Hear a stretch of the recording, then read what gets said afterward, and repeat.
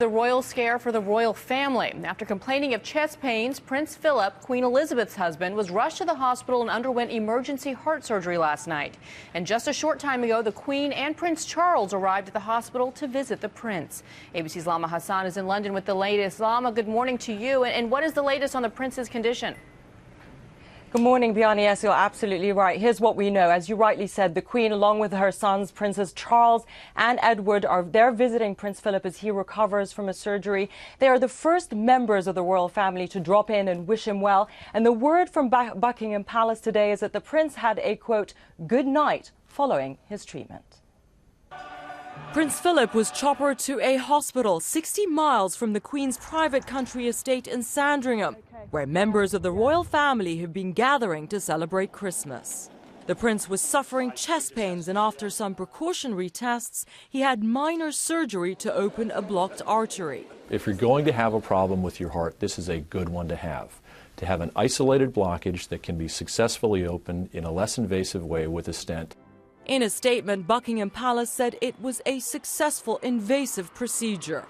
Fit for his age, Prince Philip has generally enjoyed good health and until recently taking part in the demanding carriage driving competitions. The last time he was hospitalized was in 2008 for a chest infection. And even then, Philip, who's been described as a tough man, didn't accept any visitors, preferring to catch up with paperwork instead. Rarely missing any royal occasions, he's always by his wife's side, and the Queen knows it. All too often, I fear Prince Philip has had to listen to me speaking. But he has quite simply been my strength and stay all these years. But as he turned 90 in June, he scaled down his grueling schedule. I reckon I've done my bit. I want to enjoy myself for a bit now. With less responsibility, less frantic rushing about, less preparation. I'm just sort of winding down. For the first time, Kate will spend it with the in-laws, hosted by the one and only Her Majesty the Queen.